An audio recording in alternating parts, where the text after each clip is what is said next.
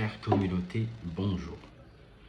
Aujourd'hui, je m'en vais répondre à une question qui m'a été posée dans notre réseau Facebook, la question de Monsieur Bagouma, Didier, qui veut savoir pourquoi les recruteurs postulent des questions de prétention salariale aux candidats lorsqu'ils ont déjà un budget pour les postes.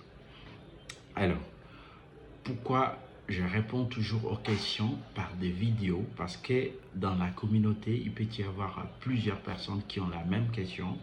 Et lorsque je fais une vidéo, ça permet à tout le monde d'avoir une compréhension unique au lieu de répondre de manière individuelle. Alors, en blaguant, j'ai répondu à Monsieur Bagouma que c'est parce que les salaires et les budgets n'étaient pas sur la même page dans les dictionnaires. C'est pour blaguer. Alors, les recruteurs demandent souvent aux candidats leurs prétentions salariales pour plusieurs raisons. Je vais en donner deux ou trois, selon moi. Ces raisons ne peuvent pas être unanimes. Elles peuvent aussi varier d'un employeur à un autre, d'un recruteur à un autre. Tout d'abord, cela permet d'évaluer si les candidats est en phase avec les attentes de l'entreprise ou de l'organisation en termes de rémunération. Ensuite, cela peut aider aux recruteurs de filtrer les candidats qui ont des attentes salariales qui sont éloignées du budget prévu pour les postes. Ça, c'est premièrement. Deuxièmement, une autre raison peut être que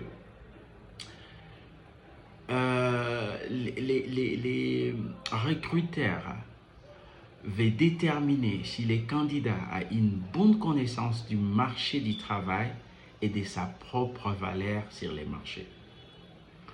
Une autre raison peut être que on demande les prétentions salariales pour faciliter les négociations salariales ultérieures une fois qu'un candidat est sélectionné pour des organisations ou des entreprises où la négociation salariale est prévue.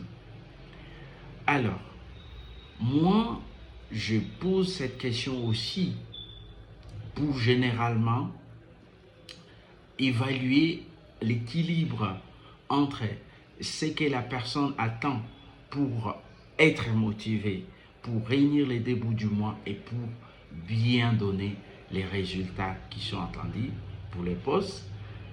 Certains recruteurs peuvent encore être flexibles en fonction des compétences, de l'expérience du candidat, ainsi que des conditions du marché d'emploi. Voilà pourquoi on demande des prétentions.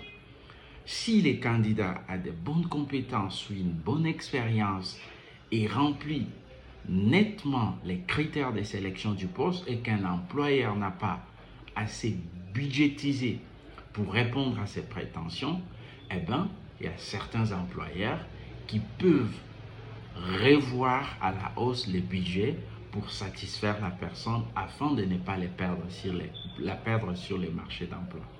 Merci beaucoup, j'espère que ces petits éclaircissements vous ont profité.